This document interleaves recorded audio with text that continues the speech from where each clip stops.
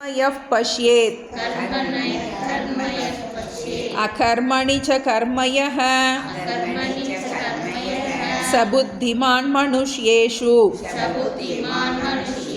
स युक्तकृत्स्न कर्मकृत्. நம்ம பகவத்கீதையில் பகவான் ஸ்ரீகிருஷ்ணர் அர்ஜுனனுக்கு உபதேசம் பண்ணுவதன் மூலமாக சமஸ்த மனித குலத்திற்கும் எல்லா பிரச்சனைக்கும் எல்லோருக்கும் உரிய தீர்வாகிய ஆத்ம ஞானத்தை உபதேசம் பண்ணிகிட்ருக்காருன்னு பார்த்தோம். முதல் அத்தியாயத்தில் நமக்கு அறிமுகப்படுத்தப்பட்டது, குருவும் சிஷ்யரும் அறிமுகப்படுத்தப்பட்டார்கள். ரெண்டாவது அத்தியாயத்தில் அர்ஜுனனுடைய துக்கம் வெளிப்படுத்தப்பட்டது.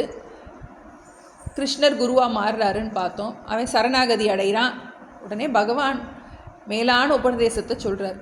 பண்டிதாக ந அனுசோச்சந்தி, அறிவாளி கவலைப்பட மாட்டான் அப்படின்னு சொல்லிட்டு, எந்த அறிவாளி கவலைப்பட மாட்டான்? ஆத்மாவாக தன்னை புரிந்து கொண்ட அறிவாளி கவலைப்பட மாட்டான் அப்படின்னு அந்த ஆத்ம லட்சணத்தை உபதேசிப்பதன் மூலமாக நம்முடைய யதார்த்த ஸ்வரூபத்தை புரிய வச்சார். நாம் யாருங்கிறத புரிய வச்சார்னு பார்த்தோம். மேலான அந்த ஞான யோகத்தை சொல்லிட்டு அதுக்கப்புறம் அந்த ஞான யோகத்தை புரிந்து கொள்வதற்கு தகுதியை கொடுக்கக்கூடிய கர்மயோகத்தை அதுக்கப்புறம் சொன்னார். கர்மயோகம் இருந்தால் தான் நமக்கு ஞான யோகம் சித்திக்கும். ஞான யோகம் இருந்தால் தான் நம்ம பூர்ணமான நிம்மதி நமக்கு அடைய முடியும். மூணாவது அத்தியாயத்தை முழுமையாக கர்மயோகத்துக்குன்னு சொன்னாருன்னு பார்த்தோம். கர்மத்தை பக்குவம் இல்லாமல் கர்மத்தை விட முடியாது. கர்மம் நம்மை பந்தப்படுத்தும் கர்மத்தை நம்ம பற்றில்லாமல் செய்வதன் மூலமாக என்ன பண்ணுறோம்? அந்த பந்தத்திலிருந்து விடுபடுகின்றோம். கர்மயோகத்தின் மூலமாக நம்முடைய ஆசைகள் பண்படுத்தப்படுகின்றது, நமக்கு ஒரு பக்குவம் உண்டாகின்றது. ஞான யோகம் முழுமையாக நம்மை எல்லா ஆசையிலிருந்தும் விடுவிக்கின்றது. நம்முடைய மனித பிறவினை நோக்கம் என்ன? முழுமையாக எல்லா ஆசையிலிருந்தும் விடுபடுவது. அதான் நம்ம சிதப்பிரஜ லட்சணத்தில் பார்த்தோம். பிரஜஹாதி யதா காமான் சர்வான் பார்த்த மனோகதான் ஆத்மன்யேவ ஆத்மனா துஷ்டக சிதப்பிரஜஸ்ததோச்சதே. முழுமையாக எல்லா ஆசைகளிலிருந்தும் விடுபட்டு அந்த ஆத்மாவாகிய நான் என்கின்ற அந்த ஆத்ம ஞானத்திலேயே நிலை பெற்று இருப்பதுதான் நம்மளுடைய லட்சியங்கிறத பார்த்தோம். இப்போ கர்மயோகம் என்ன பண்ணுது? நம்மளுடைய ஆசைகளை பண்படுத்துகின்றது.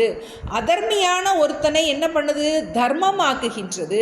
சுயநல ஆசைகள் உடையவனை சுயநலம் இல்லாத ஆசைகளாக அதை என்ன செய்யுது? மாற்றி கொடுக்குது. நம்மளுடைய ஆசைகள் பண்படுத்தப்படுகின்றது. நான் எனக்கு அப்படின்னு வாழ்ந்துக்கிட்டு இருந்த நான் என்ன பண்ணுறேன்? நாம்னு யோசிக்க தொடங்குறோம்.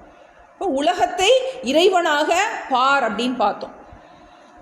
ஒரு காரியத்தை பண்ணும்போது ஈஸ்வர அர்ப்பண புத்தியோட பண்ணு, அதனுடைய பிரயோஜனம் வரும்போது ஈஸ்வர பிரசாதமாக எடுத்துக்கோ அப்படிங்கிறத. கர்மண்யேவ அதிகாரஸ்தே ந பலேஷு கதாச்சன. கர்மம் செய்வதற்கு மட்டும்தான் உனக்கு அதிகாரம் இருக்கின்றது. அந்த பலன் இப்படித்தான் இருக்க வேண்டும் நிர்ணயம் பண்ணுறது உன் கையில் இல்லை. இந்த ஞானத்தோட என்ன பண்ணு? சுகதுக்கே சமே கிருத்வா லாபா லாபவ் ஜெயா ஜெயவ். இந்த ஞானம் உனக்கு இருந்துச்சுன்னா சுகத்தையும் துக்கத்தையும் சமமாக நீ பார்க்க கொஞ்சம் கொஞ்சமாக பழகுவ. இப்போ என்ன பண்ணுது? மனதிற்கு ஒரு பக்குவம் நமக்கு உண்டாகின்றது, ஆசைகள் பண்படுத்தப்படுகின்றது அப்படிங்கிறத பார்த்தோம். ஞான யோகம் என்பது என்ன பண்ணுது? முழுமையாக நம்மை ஆசைகளிலிருந்து விடுவிக்கின்றது.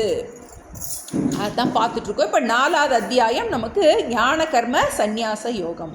முழுமையாக ஞான யோகத்தை சொல்ல போகிறார், சொல்லிகிட்டு இருக்கார். அதான் சொல்லிகிட்டு இருக்காருன்னு பார்த்தோம்.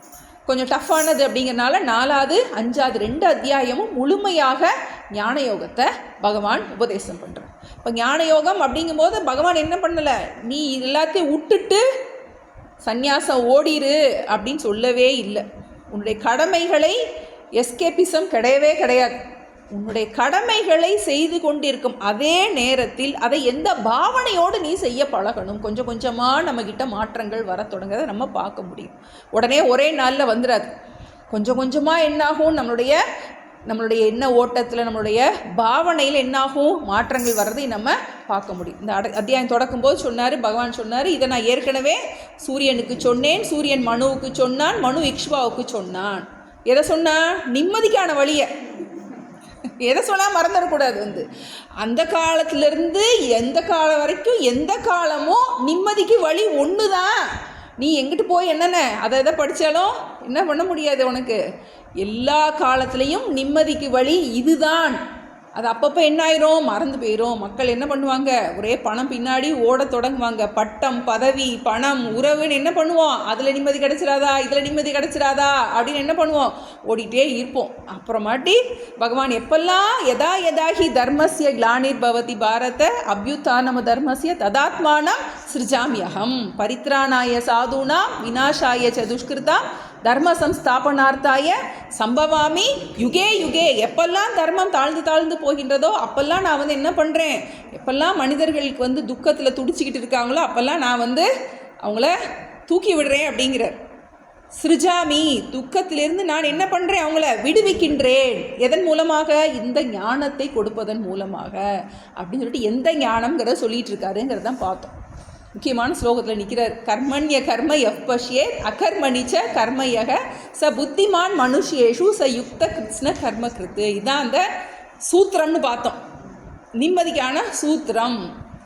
முக்கியமான ஸ்லோகம், அப்படி தலை சுத்துற மாதிரி இருந்துச்சு. யார் செயலில் செயலின்மையை பார்க்கின்றானோ, செயலின்மையில் செயலை பார்க்கின்றானோ அவன்தான் மோட்சத்தை அடைகின்றான், அவன் தான் புத்திமான் அப்படிங்கிறத ரொம்ப ஒரு ட்விஸ்ட் கொடுத்து ரொம்ப யோசிக்க வச்சிட்ருக்காருன்னு பார்த்தோம். நம்ம ஆத்மா அனாத்மா ரெண்டு விஷயம் பார்த்தோம். நம்ம இப்போ எப்படி நமக்கு ஒரு ஃபேன் ஓடுது, கரண்ட்டு தேவைப்படுது, ரெண்டும் சேர்ந்தாதான் என்ன கிடைக்கிது, நமக்கு ஒரு செயல்பாடு நடக்கின்றது. ரெண்டும் தனித்தனியாக என்ன பண்ண முடியாது, செயலாற்ற முடியாது. இப்போ வெறும் ஆத்மாவும் செயல்படாது, வெறும் அனாத்மா அந்த உடல் மனம் புத்திங்கிறது ஒரு ஜடம்.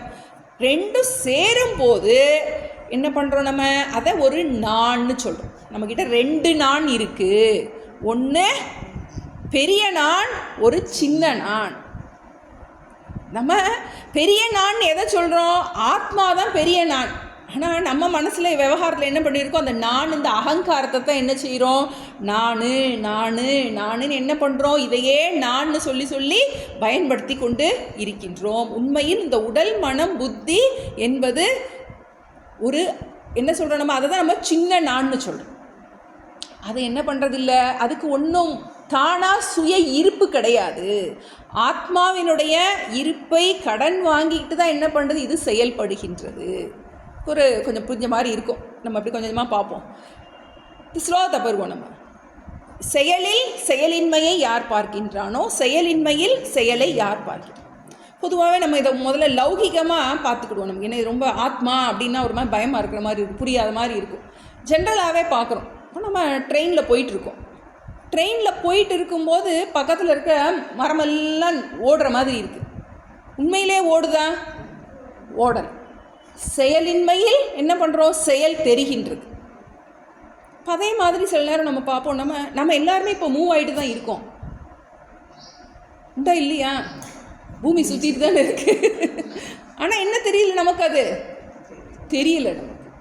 இப்போ செயலில் செயலின்மையும் செயலின்மையில் செயலும் நடந்துக்கிட்டு தான் இருக்குது. இது நமக்கு லௌகிக திருஷ்டியில் பார்க்குறோம். இப்போ நம்ம ஞானியினுடைய கண்ணோட்டத்தில் பார்க்கும்போது கர்மணி அகர்ம எஃப் பஷ்யேத், யார் கர்மத்தில் அகர்மத்தை பார்க்கின்றானோ, செயலில் செயலின்மையை பார்க்கின்றானோ. ஞானி தான் செயல்பட்டு கொண்டு இருந்தாலும் தன்னை செயல்படாத ஆத்மாவாக புரிந்து கொண்டு இருக்கின்றான். என்ன காரியம் பண்ணாலும் பண்ணிக்கிட்டு இருக்கும்போது அவருடைய மனசு எப்படி இருக்குது, உண்மையில் நான் காரியம் பண்ணவில்லை, இந்த உடல் மனம் புத்தி தான் செயல்படுகின்றது அப்படின்னு அந்த ஞானம் அவருக்கு இருக்கின்றது. உடல் மன புத்தியை பிரித்து பார்க்கின்றார். கர்மத்தில் அகர்மத்தை யார் பார்க்கின்றார்களோ. அடுத்து பார்க்குறோம், அகர்மணிச்ச கர்மயக, செயலின்மையில் செயலை. அஞ்ஞானி செயல்படாமல் இருக்கிற மாதிரி இருக்கலாம், கொஞ்ச நேரம் அப்படி கம்முன்னு உட்கார்ந்து இருக்க மாதிரி கூட இருக்கலாம். ஆனால் உள்ளே என்ன இருக்குது, உள்ளே அந்த ஓட்டம் ஓடிக்கிட்டே தான் இருக்குது. இந்த அனாத்மா ஒரு நாளுமே செயல்படாமல் இருக்காது. நம்ம பார்க்குறோம் எல்லாமே ஆட்டம்ஸ் தான் நம்ம சொல்கிறோம், நம்ம எல்லாமே அணுக்கள் தான். அந்த அணு எல்லாமே என்ன இருக்குது, மூவ் ஆகிக்கிட்டே தான் இருக்குது. அந்த மெட்டாஃபிசிக்ஸ் படித்தவங்களுக்கு தான் தெரியும். நம்ம நடராஜரோட தத்துவம் இருக்குது இல்லையா, அதுவே இதை மையப்படுத்தி தான் இருக்கின்றது. அது நடராஜர் எப்படி இருக்கார், எப்போவும் நடனத்திலே இருக்கார். அவருடைய ஜடா முடி இப்படி தான் இருக்குது நமக்கு. மூமெண்ட்டில் தான் இருக்குது. நம்ம நாசாவில் கூட அதனால தான் அதை வச்சுருக்காங்க. நமக்கு மேட்டர் எப்போவுமே மூவ் ஆகிக்கிட்டே தான் இருக்குது. ஆத்மா அசையாது. எதனால் அசையாது? ஏன்னா அதுக்கு அசைகிறதுக்கு வேறு ஸ்பேஸ் கிடையாது. ஆத்மாதான் எல்லாமாக இருக்கின்றது. நுட்பமான ஒரு விஷயம். இது புரிஞ்சுட்டா நமக்கு அதோட முடிச்சிடலாம். நம்ம கிளாஸ் ஓம் தத் சத்து போட்டுடலாம். இது புரிகிறதுக்கு தான் இந்த பகவத்கீதை கிளாஸே. பகவானுக்கு தெரியும் ரொம்ப டஃப்பான சப்ஜெக்ட்டுன்னு. அதனால தான் நமக்கு இன்னும் 18 சாப்டர் இருக்கு இல்லையா. இதை புரிஞ்சிக்கிறதுக்கு தான் நம்ம இந்த சாஸ்திரமே படிக்கிறோம். இப்போ ஆத்மா அகர்த்தா, எந்த செயலையும் செய்வதில்லை. இப்போ அதை புரிஞ்சுக்கிட்டா போதும். உடல் மன புத்தி தான் செயல்பட்டு கொண்டு இருக்கின்றது. இதை யார் பிரித்து புரிந்து கொள்கிறார்களோ அவன்தான் அறிய வேண்டியதை அறிந்தவனாக இருக்கின்றான். இப்போ எந்த காரியம் பண்ணும் போதும் ஞானி என்ன நினைக்கிறாரு? தன்னை ஆத்மாவாக புரிந்து கொண்டு இருக்கின்றார். நான் ஒரு கிளாஸில் கூட சொன்னேன். சாமிஜி முதல் கிளாஸ் போனோடனே அவர் சொன்னார், உடம்பு குளிப்பாட்டுறேன் அப்படின்னாரு. ரொம்ப பகின்னு இருந்துச்சு. நம்மளாம் நான் குளிக்கிறேன்னு சொல்லுவோம். அவர் உடம்பை குளிப்பாட்டுறேன். இப்போ உடலை எப்படி பிரித்து பார்க்குறாங்க? உடலை தனக்கு வேறாக பார்க்கின்றார்கள். உடலையும் மனதையும் என்ன செய்கிறாங்க? தனக்கு வேறாக பார்க்கின்றார்கள். எந்த கஷ்டம் வந்தால் கூட அந்த கஷ்டத்தை பார்ப்பவனை பார் அப்படிங்கிறது சாஸ்திரம். யாருக்கு கஷ்டம் அப்படிங்கிறது, அந்த கஷ்டத்தை பார்ப்பவன் கஷ்டப்படுவதில்லை. பார்ப்பவன் பார்க்கப்படும் பொருளுக்கு வேறானவனாக இருக்கின்றான். இந்த ஆத்மாதான் எல்லாவற்றுக்கும் பார்ப்பவனாக சாட்சியாக இருக்கின்றது. அதுதான் என்னுடைய உண்மையான ஸ்வரூபம்.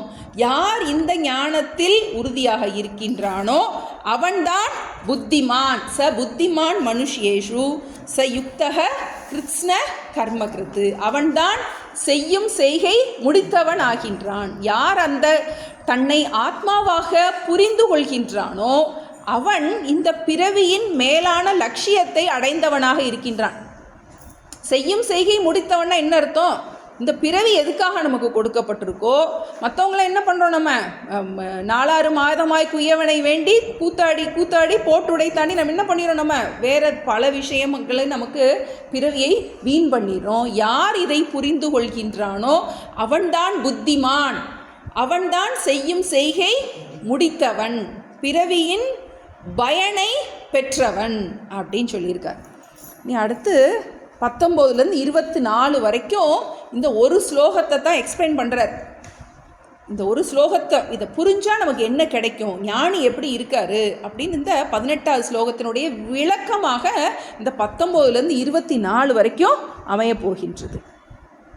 19 யஸ்ய சர்வே சமாரம்பாஹ காமசங்கல்பவர்ஜிதாஹ ஞானாக்னிதக்த கர்மாணம்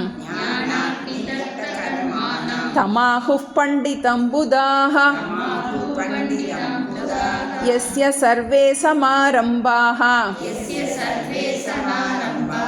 காமசங்கல்பவர்ஜிதாஹ ஞானாக்னிதக்த கர்மாணம் தமாஹுः பண்டிதம் புதாஹ யஸ்ய சர்வே சமாரம்பாஹ காமசங்கல்ப வர்ஜிதாக. யஸ்யனா அந்த ஞானி. எந்த ஞானி?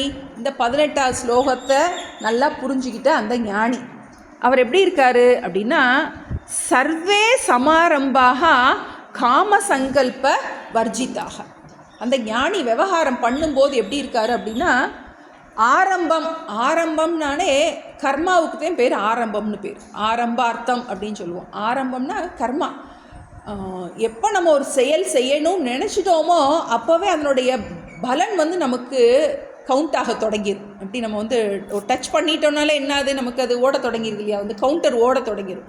ஒரு செயல் செய்யணும் அப்படின்னு நினச்சிட்டாலே என்ன ஆயிரும், அதனுடைய ட்ராக் ரெக்கார்டு ஓட தொடங்கிடும். அது நல்ல செயலோ கெட்ட செயலோ அதெல்லாம் பகவான் அப்படி அவருடைய கம்ப்யூட்டரில் மானிட்டர் பண்ணிகிட்டே, நம்ம நினைக்கலாம் நமக்கு ஒன்றும் தெரியாதுன்னு நினைக்கலாம், எல்லாமே என்ன ஆகிட்டு மானிட்டர் ஆகிட்டே இருக்குது. இப்போ அவருடைய செயல் எப்படி இருக்குது?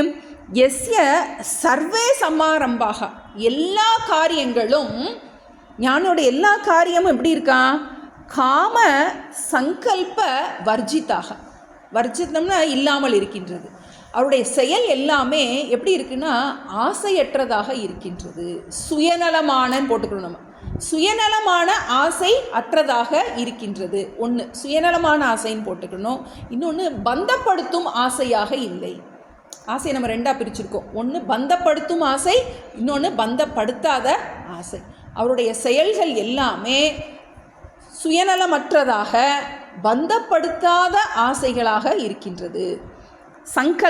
சங்கல்பம்னாலே சம்யக் கல்பயத்தை, நமக்கு ஒரு ஃபஸ்ட்டு தாட் வரும் இல்லையா, நமக்கு சம்யக் கல்பயத்தை, இது கிடைச்சா எனக்கு நல்லா இருக்கும்னு ஒரு ஃபஸ்ட்டு தாட் வருது இல்லையா, அதான் சங்கல்பம். நம்ம சங்கல்பம் பண்ணுறோம், நம்ம பூஜையில் சங்கல்பம் பண்ணுறோம், இது எனக்கு வேணும் அப்படின்னு நமக்கு வந்து அந்த ஃபஸ்ட்டு தாட், அந்த சங்கல்பம் தான் என்னவா வடிவெடுக்குது, ஆசையாக வடிவெடுக்குது. நம்ம ஏற்கனவே பார்த்தோம், தியாயத்தோ விஷயான் பும்சக சங்கஸ்தேஷு உபஜாயத்தே சங்காத் சஞ்சாயத்தே காமக. இப்போ முதல் என்ன, அதுக்கு பேர் தான் சங்கல்பம். இப்போ அந்த அவருக்கு ஆரம்பத்தில் எண்ணமே என்னவா இல்லை, தனக்கு எதுவும் வேணுங்கிற எண்ணம் இல்லாதவராக இருக்கின்றார். ஞானுடைய செயல் எல்லாமே தனக்காக அவர் எதையும் செய்வதில்லை. காம சங்கல்ப வர்ஜிதாக ஞான அக்னி தக்த கர்மாணம். அவருடைய கர்மா எல்லாம் எப்படி இருக்குன்னா ஞான அக்னி தக்த கர்மாணம். தக்தம்னா எரிக்கப்பட்டது, ஞானம் என்னும் அக்னியினால் எரிக்கப்பட்டதாக இருக்கின்றது. இப்போ நம்ம கர்மம் வந்து நமக்கு பந்தத்தை கொடுக்கும் நம்ம சொல்கிறோம். நம்ம ஒரு காரியம் பண்ணும்போது அது புண்ணியமாகவும் பாவமாகவும் மாறும். நம்ம நல்ல காரியம் பண்ணனா அது புண்ணியமாக மாறும். ஏற்கனவே இதை பற்றி படிச்சிருக்கோம். நம்ம நல்ல காரியம் பண்ணனா அது புண்ணியமாக மாறும், நம்ம தீங்கஸ் பண்ணோம்னா பாவமாக மாறும். நம்ம பார்த்தோம். எப்படி வந்து பாவம் வந்து ஒரு இரும்பு விலங்கோ அது மாதிரி புண்ணியம் வந்து ஒரு பொன் விலங்கு. ஏன்னா அது ஜென்மத்தை கொடுக்கும். நம்ம புண்ணியம் பண்ணோன்னா என்னாகும், நமக்கு ஸ்வர்கலோக பிராப்தி, வேறு ஹையர் லோகத்தில் வரும். அந்த புண்ணியம் தீர்ந்த உடனே எப்படி ஆகும், கையில் பணம் தீர்ந்தோடனே விசா முடிஞ்சோடனே அடுத்து திரும்பவும் என்ன பண்ணிடும், அதே நாட்டுக்கு வந்துடும் இல்லையா. அது மாதிரி எவ்வளோ நாள் புண்ணியம் இருக்கோ, புண்ணியம் இருக்கிறது வரைக்கும் நம்ம ஹையர் லோகாவில் இருக்கலாம், நமக்கு வேறு பணக்கார வீட்டில் பிறக்கலாம், இந்த மாதிரி இருக்கலாம். அது மாதிரி பாவம் வந்து நமக்கு என்ன பண்ணும், துக்கத்தை கொடுக்கும். புண்ணியம் சுகத்தை கொடுத்து நம்மை பந்தப்படுத்தும், பாவம் வந்து துக்கத்தை கொடுத்து நம்மை பந்தப்படுத்தும். இப்போ ஞான அக்னி தக்த கர்மாணம். இப்போ இந்த ஞானம் என்ன பண்ணுது அப்படின்னா இந்த புண்ணிய பாப கர்மாவை எரித்து விடுகின்றது. ஞானிக்கு புண்ணிய பாப கர்மா இல்லை. நம்ம கர்மாவை 3 வித கர்மா பார்க்குறோம். நம்ம சஞ்சித கர்மம், ஆகாமி கர்மம், பிராரப்த கர்மம். தமிழில் சொல்லும்போது என்ன சொல்கிறோம் நம்ம, வருவினை, எஞ்சுவினை, நடவினை. ஒரு மூட்டை இருக்குது நமக்கு, ஒரு மூட்டையில் அந்த காலம் நெற்குதிர் தான் சொல்லுவாங்க இதுக்கு எக்ஸாம்பிள் சொல்லும்போது. அந்த ஏற்கனவே நிறைய கலெக்ஷன் இருக்குது, அந்த கலெக்ஷனுக்கு பேர் சஞ்சிதம்னு சொல்லுவோம், கலெக்டட். அது ஏற்கனவே இருக்குது. அந்த நெல்லை ஏதோ ஒன்று வந்து என்ன பண்ணியிருக்கோம், போட்டிருக்கோம். ஏதோ ஒரு வினை என்ன பண்ணியிருக்கு, இந்த பிறவிக்கு காரணமாக இருக்கின்றது. இதை நடவினைன்னு சொல்லுவோம். இதுக்கு பேர் என்னது, பிராரப்தம். இது நடவினை. இப்போ நம்ம புண்ணிய பாவம் செய்வோம், இதெல்லாம் என்ன, வருவினைன்னு நம்ம சொல்லுவோம். இனி வரப்போகின்றது. இப்போ இந்த ஞானத்தின் காரணமாக நமக்கு என்ன பண்ணுறது, இந்த ஞானம் 3 வினைகள் இருந்தும் ஞானியை நம்ம என்ன பண்ணுறோம், நம்ம ஞானியை விடுவிக்கின்றது. பிராரப்த கர்மம் நமக்கு வந்து பேரளவில் சொல்கிறோம் நமக்கு வந்து. இப்போ ஞானி இந்த கர்மத்தினால் பாதிக்கப்படாதவராக இருக்கின்றார். ஞானாக்னி தக்த கர்மாணம் தமாஹு பண்டிதம் புதாகா. இதை அறிந்தவனே பண்டிதன் என்று அறிவாளியால் சொல்லப்படுகின்றார். தம் ஆஹுஹு சொல்லப்படுகின்றார். இந்த ஞானத்தை உடையவர். எந்த ஞானம், கர்மண்ய கர்மய பஷ்யேத், மறந்துடக்கூடாது. கர்மத்தில் அகர்மத்தை யார் பார்க்கின்றானோ, நான் செயல்பட்டு கொண்டு இருக்கும்போதே, உடல் மனம் புத்தி செயல்பட்டு இருக்கும்போதே எந்த ஞானத்தில் இருக்கான், ஆத்மாவாகிய நான் செயல்படவில்லை. இது சின்ன நான் செயல்படுகின்றது, பெரிய நான் என்னவா இருக்குது, பார்த்துக்கிட்டு இருக்குது, பார்ப்பவனாக இருக்கின்றது. உடலையும் மனதையும் பார்ப்பவனாக இருக்கின்றது. இப்போ நமக்கு எண்ணங்கள் இருக்குது, அந்த எண்ணம் எனக்கு நல்ல எண்ணம் இருக்குது, எனக்கு கெட்ட எண்ணம் இருக்குது அப்படின்னு யாருக்கு தெரியுது? அதைத்தான் என்ன சொல்கிறோம் நம்ம, ஹையர் ஐன்னு நம்ம சொல்கிறோம். இதை யார் பிரித்து புரிந்து கொள்கின்றானோ தம் ஆஹுஹு பண்டிதம் புதாகா, இவனையே பண்டிதன் என்று சொல்கின்றோம். ஏற்கனவே படித்தோம் நம்ம, பண்டிதாக ந அனுசோச்சந்தி. எடுத்தோடனே கிருஷ்ணர் சொல்கிறார், முதல் வார்த்தை அவர் என்ன சொல்கிறாரு, கவலைப்படாத.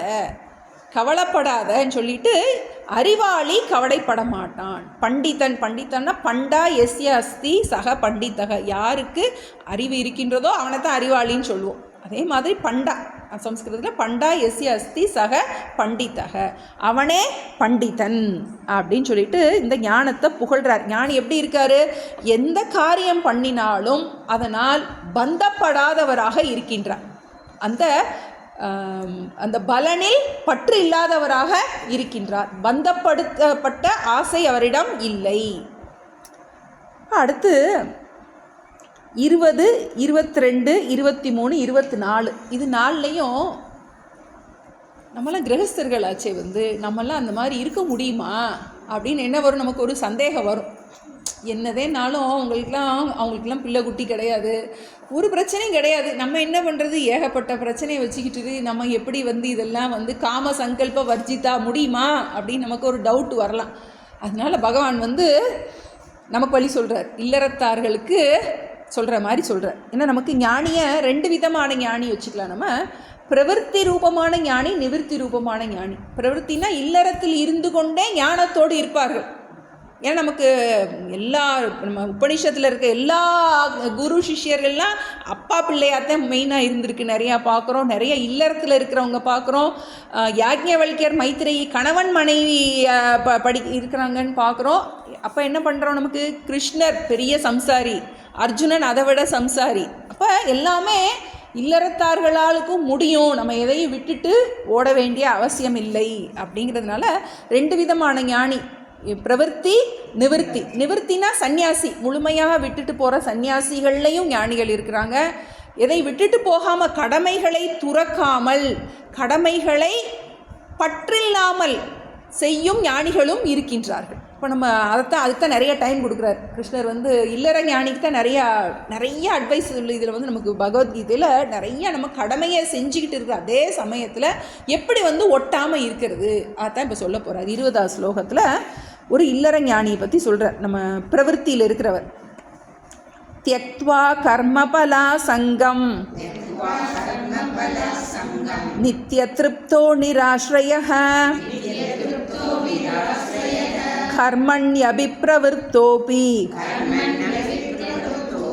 நைவ கிஞ்சித் கரோதி சஹ. தியக்த்வா கர்மபலா சங்கம் நித்ய திருப்தோ நிராஸ்ரயः கர்மண்யபிப்ரவருத்தோபி நைவ கிஞ்சித் கரோதி சஹ. இதில் நமக்கு டிப்ஸ் கொடுக்குறாரு. நம்ம எப்படி இருந்தால் குடும்பத்தில் இருந்துக்கிட்டே உறவுகளோடு இருந்து கொண்டு இருக்கும் அதே சமயத்தில் எப்படி பந்தப்படுத்தாமல் நம்ம வாழலாம் அப்படிங்கிறது சொல்கிறார். தியக்த்வா கர்ம பல ஆசங்கம். தியக்த்வான்னா துறந்து விட்டு. எதை துறந்து விட்டு? கர்மத்தை துறக்கலை, விட்டுட்டு ஓடுறது கிடையாது, பிரச்சனையை விட்டுட்டு ஓடுறது கிடையாது. பிரச்சனைகள் இருக்கும்போதே எதை துறக்க சொல்கிறாரு? பல ஆசங்கம், பலனில் பற்றை துறந்து விட்டு. பலனில் பற்றுனா என்ன? எதிர்பார்ப்பை துறந்து விட்டு. நம்ம என்ன பண்ணுறோம்? வேலை பார்க்கும்போதே முதல்ல இது பண்ணும்போதே இது பண்ணுனா எனக்கு என்ன கிடைக்கும் அப்படிங்கிற அந்த எதிர்பார்ப்பில் தான் நம்மளுடைய மைண்ட் இருக்கும். பகவான் என்ன சொல்கிறார்? அதையே விட்டுரு. ஏன்னா எதிர்பார்ப்பு அப்படிங்கிறது நம்ம கையில் மட்டும் இல்லை. பிராரப்தம் எப்படினாலும் யாருக்குனாலும் எதனாலும் கொண்டு வரலாம். நம்மளுடைய முயற்சி நம்ம கையில் இருக்குது, முடிவு நம்மளுடைய கையில் இல்லை. அதனால எப்படி நம்ம ஏற்கனவே பார்த்தோம், வண்டி எடுக்கும் போதே ஹெல்மெட்டை மாட்டிக்கிறது மாதிரி என்ன பண்ணுறோம்? நம்ம வேலை தொடங்கும் போதே எதிர்பார்ப்புகளை விட்டு முயற்சியில் கவனத்தை வைச்சு நம்ம பிளான் பண்ணலாம். எவ்வளவு நாளும் பிளான் பண்ணணும். பிளான் பண்ணுறோம், ஆனால் அதில் பலனில் எதிர்பார்ப்பு இருக்கக்கூடாது. நமக்கு அதை விட்டுட்டு தியக்த்வா விட்டு எதை? கர்ம பல ஆசங்கம். அந்த பலனில், கர்ம பலனில் ஒரு எதிர்பார்ப்பை விட்டு. அது ரொம்ப முக்கியம் நமக்கு. ஏன்னா நம்ம நினச்சபடி எதுவுமே நடக்காது. நம்ம ஒன்று நினைப்போம், நம்ம எதிர்பார்க்காத, நம்மளும் எவ்வளவோ யோசிச்சு பார்த்துருவோம். அப்புறம் என்ன பெர்மிட்டேஷன் காம்பினேஷன்லாம் போட்டு பார்ப்போம், இது இப்படி பண்ணணும், அதை அப்படி பண்ணணும்னு. நம்ம எதிர்பார்க்காத விதத்தில் இன்னொரு பிரச்சனை நிற்கும். அதான் நம் பிராரப்தம் யாருக்கு எப்படி வரும்னே சொல்ல முடியாது. அப்போ என்ன பண்ணோம், நம்ம பிளான் பண்ணுறது நம்ம கையில் இருக்குது, ஆனால் பலன் நம்ம கையில் இல்லை. அதனால எதிர்பார்ப்பை விட்டு நித்திய திருப்தக, திருப்தியோடு மன நிறைவோடு கிடைத்ததில் திருப்தியோடு இருந்து கொண்டு, பழசு இன்னைக்கு ப்ரெசன்ட் பாஸ்ட் ஃப்யூச்சர் எல்லாத்தையும் விட்டுட்டு இப்போ என்ன ஏதோ கிடைக்கிறதுல திருப்தியாக இருந்து கொண்டு, நிராஸ்ரயக, திருப்தினா மன நிறைவோடு எந்தவித எதிர்பார்ப்பும் இல்லாமல் இருப்பதில் மனநிறைவோடு, நிராஸ்ரயக ரொம்ப முக்கியமான, ஆஸ்ரயம்னா சார்ந்து இருப்பது, எதையும் யாரையும் எதற்காகவும் சார்ந்து இல்லாமல், ரொம்ப முக்கியம். இதில் திருக்குறளில் ஒன்று சாமி அடிக்கடி சொல்லுவாங்க, சார்பு உணர்ந்து சார்பு கெட ஒழுகின் மற்றளித்து சார்தரா சார்தரும் நோய். நம்ம எதையும் சார்ந்து இல்லாமல் இருந்து,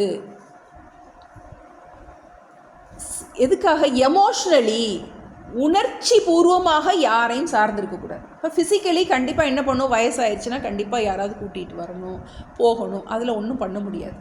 ஆனால் நம்ம மனதில் என்ன பண்ணக்கூடாது, பலகீனம் உள்ளவர்களாக இருக்கக்கூடாது, யாரையும் சார்ந்து இருக்கக்கூடாது. நிராஸ்ரயக, ஆஸ்ரயம்னா சார்ந்து இருப்பது, நிராஸ்ரயம்னா எதையும் சார்ந்து இல்லாமல். எதனால, இந்த ஞானம் இருக்குது. எந்த ஞானம், நான் யாருங்கிற அந்த ஞானம். முக்கியமாக பகவான் திரும்ப திரும்ப சொல்லிட்டு இருக்கிற அந்த நான் யாருங்கிற அந்த நானே சரியாக பிடிக்க சொல்கிறாரு.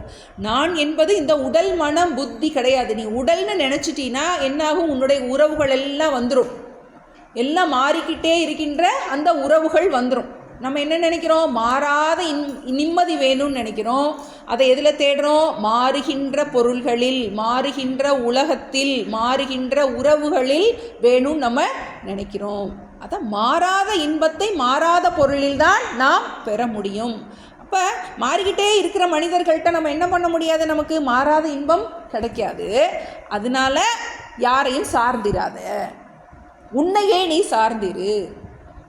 என்ன, நீ யார், அந்த மாறாத தத்துவம். உன்னை ஏற்கனவே தான் பார்த்தோம், நைனம் சிந்தந்தி சஸ்திராணி நைனம் தகதி பாவகன்னு பார்த்தோம். உன்னை என்ன பண்ண முடியாது, நெருப்பு ஒன்றும் செய்யாது, எதையும் வச்சு வெட்ட முடியாது, நீ பிறவாதவன், நீ மரணம் இல்லாதவன் அப்படின்னு ஏற்கனவே பார்த்தோம், ஆத்ம லட்சணத்துலலாம் பார்த்தோம். அந்த ஞானத்தில் உறுதியாக இருந்து, நிராஸ்ரயக, யாரையும் சார்ந்திருக்காத. நான் ஏற்கனவே சொல்லியிருக்கேன், பரமாத்தாந்த சாமி சொல்லுவாங்கன்னு, இந்த உலகம் என்பது ஒரு கார்ட்போர்ட் சேர், அட்டை நாற்காலி மாதிரி. உலகம், உறவுகள் எல்லாமே என்னது, ஒரு கார்ட்போர்ட் சேர். அதில் போய் உட்காந்தா என்ன ஆயிரும், பொத்துன்னு விழுந்துருவோம். அது மாதிரி யாரையும் நம்பினா என்னாகும், நமக்கு முழுமையாக யாரையும் எதுவும் எதிர்பார்க்க முடியாது. இப்போ நிராஸ்ரயக, எதையும் சார்ந்திராமல், கர்மணி அபிப்பிரவர்த்தக அபி, ஒரு இல்லற ஞானி இந்த புத்தியோடு. எந்த புத்தி, கர்மபல ஆசங்கம், கர்மத்தின் செயலின் பலனில் பற்று இல்லாமல், எந்த விதமான எதிர்பார்ப்பும் இல்லாமல், திருப்தியோடு யாரையும் சார்ந்தில்லாமல் இருந்தால் நிம்மதியாக தானே இருக்க முடியும். வராதில்ல, நிம்மதி வந்து தானே ஆகணும் நமக்கு. அதான் நமக்கு. அதனால தான் அவர் சொல்கிறார், எல்லா காலத்துலேயும் எல்லா மனிதர்களுக்கும் பிரச்சனைக்கு காரணம் என்னது, இந்த எதிர்பார்ப்பு தான். எதிர்பார்ப்பு, ஒவ்வொருத்தட்டையும் ஒன்று எதிர்பார்க்குறோம், திருப்தி இல்லாமல் இருக்கோம். அது ரெண்டும் இருந்துட்டா என்ன ஆயிரும், உனக்கு நிம்மதி நீ வேண்டான்னு சொன்னாலும் வந்து சேர்ந்துடும். அப்போ நித்திய திருப்தக நிராஸ்ரயக, இந்த மனசோடு கர்மணி அபிப்பிரவர்த்தக அபி, கர்மத்தில் நீ என்னதான் பண்ணினாலும், எவ்வளோ காரியத்தை இழுத்து போட்டு பண்ணினாலும், இந்த மனநிலையோடு நீ கர்மத்தை பண்ணினா, நைவ கிஞ்சித் கரோதி சக, அவன் எந்த காரியம் பண்ணிக்கிட்டு இருந்தாலும் அவன் கர்மம் பண்ணாதவனாக இருக்கின்றான், அந்த கர்மத்தில் பாதிக்கப்படாதவனாக இருக்கின்றான். எதனால, அந்த ஞானம் இருப்பதுனால். நைவ கிஞ்சித் கரோதி சக. ஏன்னா நம்ம வாழ்க்கையில் நம்ம பாதுகாப்புக்காகத்தான் எல்லா காரியத்தையுமே நம்ம வச்சுக்கிட்டு இருக்கோம். உறவுகள் எதுக்கு? நமக்கு பாதுகாப்புக்கு. நம்ம பேங்க் பேலன்ஸ் எல்லாம் எதுக்கு? நமக்கு பாதுகாப்புக்கு. வீடு எதுக்கு? நமக்கு பாதுகாப்புக்கு. எல்லாம் நமக்கு பாதுகாப்புக்கு. இந்த பாதுகாப்புக்கு நம்ம ஒன்று வச்சுருக்கோம் பார்த்தீங்களா, அது எல்லாமே நமக்கு ஒரு பொறுப்பாக தான் இருக்கும். நமக்கு ஒரு பொறுப்பு அதெல்லாமே. அதை அந்த பொறுப்பாக இருந்தால் தான். இப்போ நான் இங்கே ஒரு சன்னியாசி இருக்கார், அவருக்கு எதுவுமே தேவையில்லைன்னு இருக்கார். அப்போ அது எல்லாமே என்னது? அவருக்கு ரெஸ்பான்சிபிலிட்டியே இல்லை அவருக்கு. நமக்கு என்ன நினைக்கிறோம்? எல்லாமே நமக்கு தேவைன்னு நினைக்கிறோம். இப்போ என்னது? நமக்கு ரெண்டு பக்கம் பைண்டிங் இருக்குது நமக்கு. இப்போ நமக்கு ஒரு பேங்க் பேலன்ஸ் எல்லாமே என்ன ஆயிடுது? நமக்கு ஒரு பொறுப்போடு சேர்த்து ஒரு பாதுகாப்பு வேணும்னு நினச்சாலே அதை பொறுப்பாக இருக்க வேண்டியது இருக்குது நமக்கு. இப்போ அதை ஹேண்டில் பண்ணத்தான் வேணும், ஏன்னா விட்டுட்டு போக முடியாது. நமக்கு எல்லாம் தேவைப்படுது. ஒரு வீடு இருக்குது, எல்லாத்தையும் என்ன பண்ண வேண்டியது இருக்குது? நம்ம அதை மெயின்டைன் பண்ண வேண்டியது இருக்குது. மெயின்டைன் பண்ணுற நேரத்தில் எந்த ஞானத்தோடு மெயின்டைன் பண்ணணும்? இந்த ஞானத்தோடு மெயின்டைன் பண்ணணும். ஏன்னா விட்டுட்டு போக முடியாது நம்ம. அப்போ தியக்த்வா கர்ம பல ஆசங்கம், அந்த பலனில் பற்றில்லாமல், நித்திய திருப்தக நிராஸ்ரயக, எதையும் யாரையும் எதற்காகவும் சார்ந்து இல்லாமல், எதிர்பார்ப்புகள் இல்லாமல் நீ இந்த கர்மத்தில் ஈடுபட்டவன் யாரோ அவன். இதைத்தான் நம்ம கர்மத்தில் அகர்மம்னு சொல்கிறோம். இந்த ஞானத்தோட நீ கர்மம் பண்ணினாலும் இந்த கர்மம் உன்னை ஒன்றும் பண்ணாது, நீ இதனால் பந்தப்பட மாட்டாய் அப்படின்னு சொல்லிட்டு இது இல்லற ஞானி. அடுத்து ஒரு துறவர ஞானியை பற்றி சொல்கிறார். 21. நிராசீரியத சித்தாத்மா தியக்த சர்வ பரிக்ரஹ ஷாரீரம் கேவலம் கர்ம குர்வண்ணாப்னோதி கில்பிஷம். நிராசீரியத சித்தாத்மா தியக்த சர்வ பரிக்ரஹ ஷாரீரம் கேவலம் கர்ம குர்வண்ணாப்னோதி கில்பிஷம். இப்போ இந்த ஞானி எப்படி இருக்காரு அப்படின்னா, ரெண்டு பேருக்கும் ஆசிரமம் தான் வேறு, ஆனால் அந்த மனப்பக்குவம் ஒன்று தான். நீ இல்லறத்தில் இருந்தாலும் சரி, துறவரத்தில் இருந்தாலும் சரி. இவனுக்கு என்ன சொல்கிறாரு? நிராஷீஹி, எதிர்பார்ப்புகள் அற்றவனாக.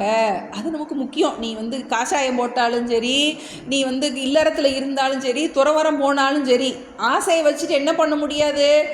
ஆசையவும் நிம்மதியவும் சேர்த்து வைக்க முடியாது நமக்கு. இப்போ நிராஷீஹி, எதிர்பார்ப்பு அற்றவராக இருக்காரு.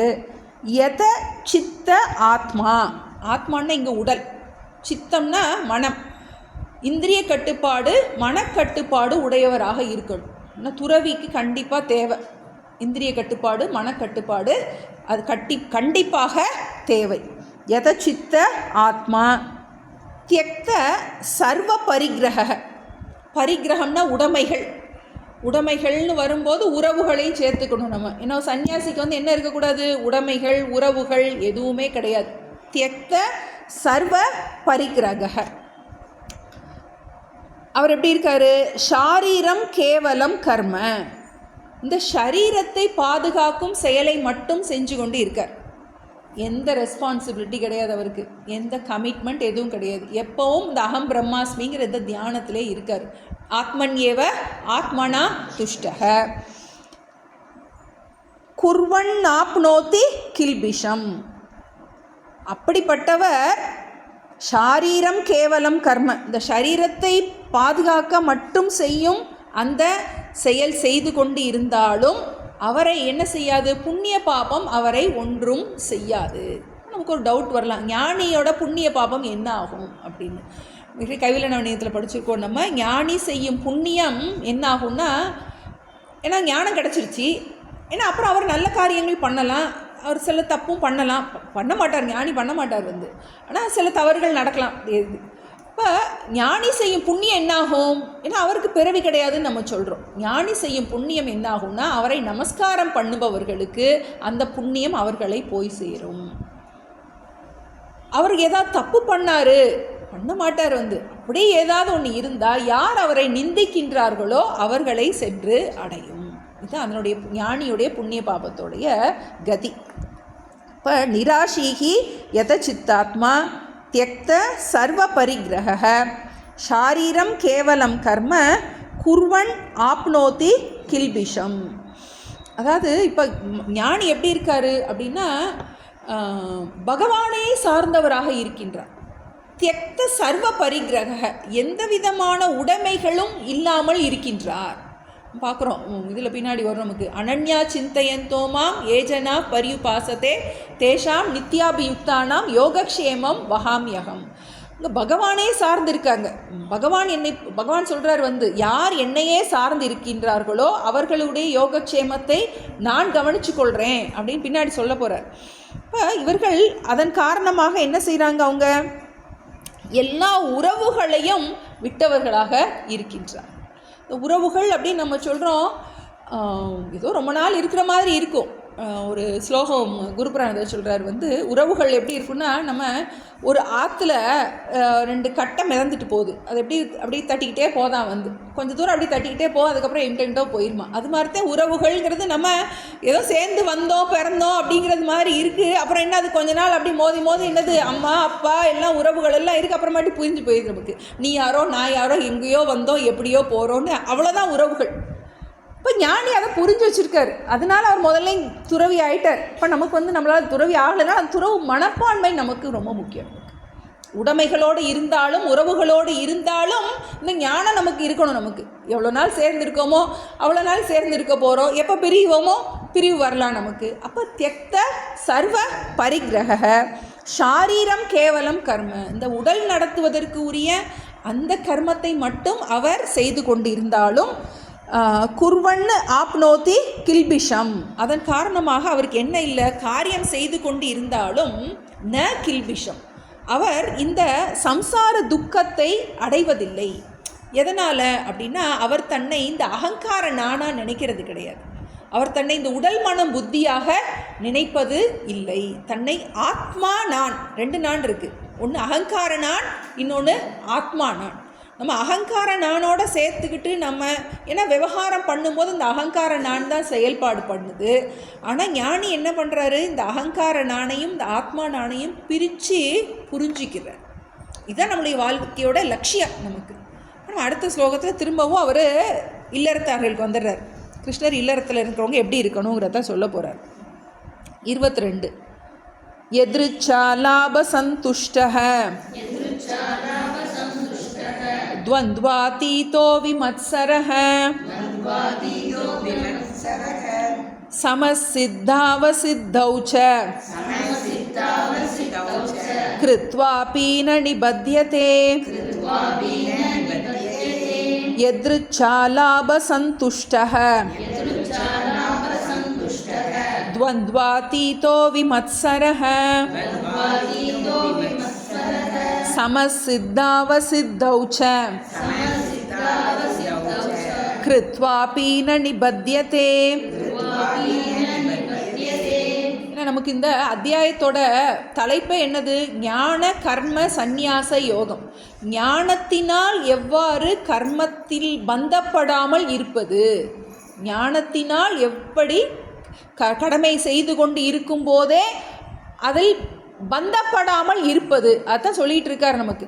ஏன்னா அர்ஜுனன் எதுக்காக இது சொல்கிறாரு, அவன் ஓடிலேங்கிறான், திரும்ப திரும்ப என்ன கேட்குறான், எனக்கு ஞானத்தினால தான் மோட்சம் அப்படின்னா எதுக்காக இந்த கர்மத்தை என்ன செய்ய, இந்த கோர கர்மத்தை எதுக்கு நான் செய்யணும், அதுவும் இந்த இப்படி ஒரு போர், இதை நான் எதுக்கு செய்யணும், எனக்கு ஞானம் தானே, நான் அப்படி போயிடுறேங்கிறான்.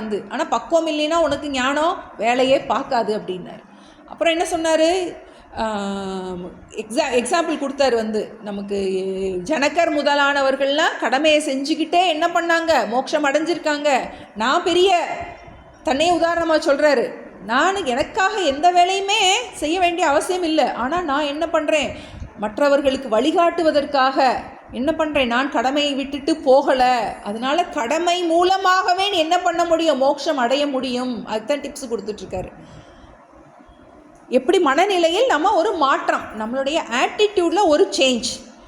எதிர்ச்சா லாப சந்துஷ்டக, எதிர்ச்சா லாப சந்துஷ்டக துவந்த்வாதீதோ விமத்சரக. எதேச்சையா அப்படின்னு சொல்கிறோம் இல்லையா, அது மாதிரி ஞானி எப்படி இருக்காருன்னா எதேச்சையா லாபம் கிடைச்சா கூட சந்தோஷமாக இருக்கார். எப்போவாது எதேச்சையா ஏதாவது நடக்கலாம். இன்னொன்று அந்த இடத்துல அலாப சந்துஷ்டகன்னு போட்டிருக்கு. அதாவது சில நேரம் என்ன ஆகும், எதிர்பார்த்தது கிடைக்காது, எதிர்பாராமல் ஏதாவது கிடைக்கும்.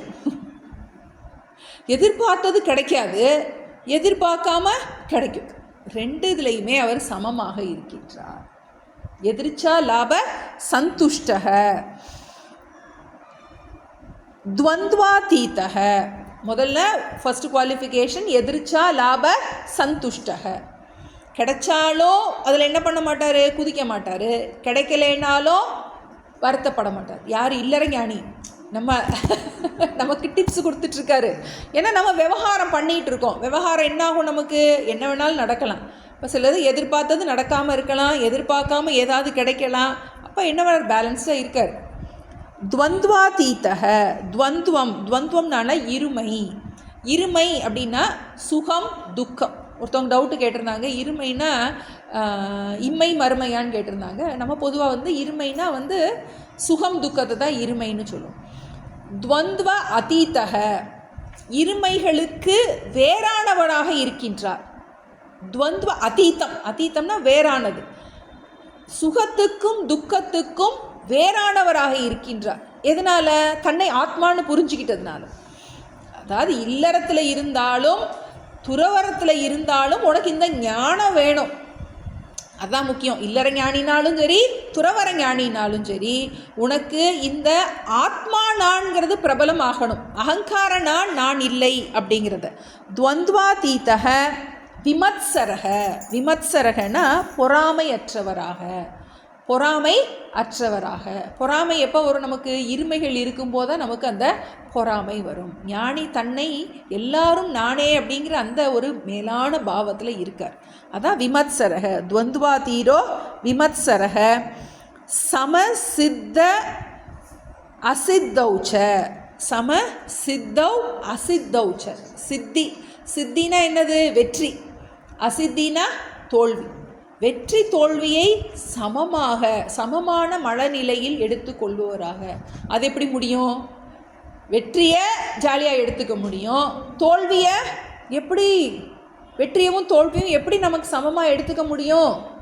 அதுதான் முதல்ல கர்மயோகம் பண்ணியிருக்காரு. கர்மயோகம் என்ன பார்த்துருக்கோம் நம்ம? ஈஸ்வர அர்ப்பண புத்தி, ஈஸ்வர பிரசாத புத்தி. நமக்கு ஒரு தோல்வி வந்தால் கூட எப்படி எடுத்துக்கிறோம் நம்ம? அதை ஈஸ்வரனுடைய பிரசாதமாக எடுத்துக்கொள்கின்றோம். அதனால் என்ன கிடையாது, ஞானிக்கு எப்பவுமே வெற்றி தானா. தோல்வினாலும் வெற்றி தான், வெற்றினாலும் வெற்றி தான். ஏன்னா அவருக்கு தெரியும் தோல்வி இப்போ உலக அடிப்படையில் உலக நோக்கத்தில் ஒரு தோல்வி மாதிரி தெரியலாம். ஆனால் ஞானிக்கு தெரியும் இது ஒரு முடிவு கிடையாது. இதனால் அவருக்கு பக்குவம் கிடைச்சிருக்கு. நம்ம ஒரு தர்மமான ஒரு காரியத்தில் ஈடுபட்டிருக்கும் போது நமக்கு வெற்றி கிடைக்கலாம், சில தோல்வி கிடைக்கலாம். ஆனால் அந்த தோல்வியில் ஒரு பாடம் கிடைக்கிது, அதில் நமக்கு ஒரு புண்ணியம் கிடைக்கிது. நம்ம அதை என்னவா எடுத்துக்கிறோம்? ஈஸ்வரனுடைய பிரசாதமாக எடுத்துக்கொள்கின்றோம். இந்த ஞானம் இருப்பதனால் எப்படி இருக்குது? சம சித்த அசித்தௌச்ச. சமநிலை, மனதில் ஒரு சமநிலை இருக்கின்றது. எதில்? வெற்றி தோல்வியில் ஒரு சமமான மனநிலை இருக்கின்றது. ஏற்கனவே பார்த்தோம் நம்ம இதில். துக்கேஷு அனுத்விக்னமனாக சுகேஷு விகதஸ்பிருக வீதராக பயக்ரோதக சிததி முனி ருச்சியத்தே. இதில் பார்த்தோம் நம்ம சிதப்பிரஜ லட்சணத்தில். துக்கேஷு அனுத்விக்னமனாக. ஒரு ஞானி எப்படி இருக்கார்? துக்கத்தில் துவண்டு போக மாட்டார், சுகத்தில் குதிக்க மாட்டார். ஏன்னா ரெண்டுமே உண்மை இல்லைன்னு ஞானிக்கு நல்லா தெரியும். இந்த துக்கத்தை பார்ப்பவன், சுகத்தை பார்ப்பவன், இந்த சுக துக்கத்திற்கு வேறானவன். இந்த ஞானம் அவருக்கு திடமாக இருக்கின்றது. கிருத்வாபி ந நிபத்தியதே. காரியம் செய்து கொண்டு இருந்தாலும் இந்த ஞானி, இப்படிப்பட்ட ஞானி காரியம் செய்து கொண்டிருந்தாலும், எவ்வளோ பெரிய பொறுப்பு இருந்தால் கூட ந நிபத்தியதே, அதனால் என்ன பண்ணலை? அவர் கொஞ்சம் கூட பாதிக்கப்படாதவராக இருக்கின்றார். கிருத்வா அப்பி ந நிபத்யதே. ரொம்ப முக்கியமான விஷயம். இதெல்லாம் நமக்கு என்னென்ன கொடுத்துருக்காரு? எதிர்ச்சா லாப சந்துஷ்டக, கிடைச்சாலும் சரி கிடைக்கலேனாலும் சரி கிடைத்ததில் திருப்தியோடு இரு. இதைத்தான் இன்னொரு நம்ம 20வது ஸ்லோகத்தில் நித்திய திருப்தகன்னு பார்த்தார். கொஞ்சம் பதங்கள் தான் மாற்றி மாற்றி போட்டிருக்கு. முக்கியமாக என்னது? கிடைச்சதில் திருப்தியாக இரு, எதையும் எதிர்பார்க்காதே, சுகத்தையும் துக்கத்தையும் சமமாக எடுத்துக்கொள். இப்படி இருந்தால் தான் என்ன பண்ண முடியும்? நீ விவகாரம் பண்ணிக்கிட்டு இருக்கும்போது இதனால் பந்தப்படாமல் இருக்க முடியும். எதிர்ச்சா லாப சந்துஷ்டக துவந்த்வாதீதோ விமத்சரக, பொறாமையற்றவனாக, இருமைகளை கடந்தவனாக, சித்த சித்தியோ சமோபூத்வா, சுகம் துக்கம் இரண்டிலும் சமமான புத்தி உடையவனாக காரியம் பண்ணும்போது ந பத்தியதே, பந்தப்படுவது இல்லை. இல்லற ஞானியாக இருந்தாலும் துறவர ஞானியாக இருந்தாலும் இந்த மனோபாவம் நமக்கு ரொம்ப முக்கியம். விவகாரம் பண்ணினாலும் சரி, நீ விவகாரம் பண்ணலைனாலும் சரி, நீ சந்நியாசம் எடுத்தாலும் சரி சந்நியாசம் எடுக்கலைனாலும் சரி, இந்த மனநிலை மிக மிக அவசியம். அந்த மனநிலை இருந்தால் எந்த விதமான காரியமும் நம்ம என்ன பண்ணாது? நம்மை பந்தப்படுத்தாது. இது இந்த ஞானத்தினுடைய பிரயோஜனமாக சொல்கிறார். நம்ம இதை ஒரு சாதகனாகவும் எடுத்துக்கலாம், இது ஞானியனுடைய குணமாகவும் நம்ம எடுத்துக்கலாம். எதாவது நம்ம இப்போ நமக்கு நம்ம ஏற்கனவே பார்த்தோம், ஸ்திதப்பிரஜனுடைய குணாதிசயங்கள் எல்லாம் ஞானியனுடைய இது முமுக்ஷுவுக்கு ஒரு பாடமாக இருக்குன்னு பார்த்தோம். சிதப்பிரஜனுடைய லட்சணம் முமுக்ஷுவுக்கு சாதனையாக இருக்குது. முமுக்ஷோகோ சாதனானின்னு பார்த்தோம். அதே மாதிரி தான் நம்ம இதை எடுத்துக்கலாம். நம்ம நோக்க இந்த 4 ஸ்லோகம் ரொம்ப முக்கியமானது. எப்படி நம்மளுடைய வாழ்க்கையை வச்சுக்கிடணும் அப்படிங்கிறதுக்கு சொல்லியிருக்காரு. 19 நோருக்கு ஒருக்கு சாண்டிங் பண்ணிடுவோம். யஸ்ய சர்வே சமாரம்பாஹ காமசங்கல்பவர்ஜிதாஹ ஞானாக்னிதக்தகர்மாணம் தமாஹுः பண்டிதம் புதாः த்யக்த்வா கர்மபலாசங்கம் நித்யத்ருப்தோ நிராஸ்ரயः கர்மண்யபிப்ரவருத்தோபி நைவ கிஞ்சித் கரோதி சஹ நிராசீரத சித்தாத்மா த்யக்த சர்வ பரிக்ரஹः ஷாரீரம் கேவலம் கர்ம குர்வன்னாப்னோதி கில்பிஷம் யதிருச்சாலாப சந்துஷ்டः துவந்த்வாதீதோ விமத்சரः சமசித்தாவசித்தௌ ச கிருத்வாபி ந நிபத்யதே.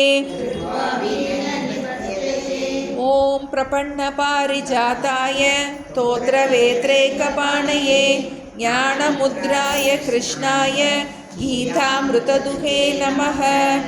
ஓம் சர்வே பவந்து சுகினः, சர்வே சந்து நிராமயாः, சர்வே பத்ராணி பஷ்யந்து, மா கஷ்சித் துக்கபாக் பவேத். ஓம் சாந்தி சாந்தி சாந்திஹி. ஹரிஹி ஓம் ஸ்ரீ குருப்யோ நமः. ஹரிஹி ஓம். சர்வம் கிருஷ்ணார்ப்பணமஸ்து.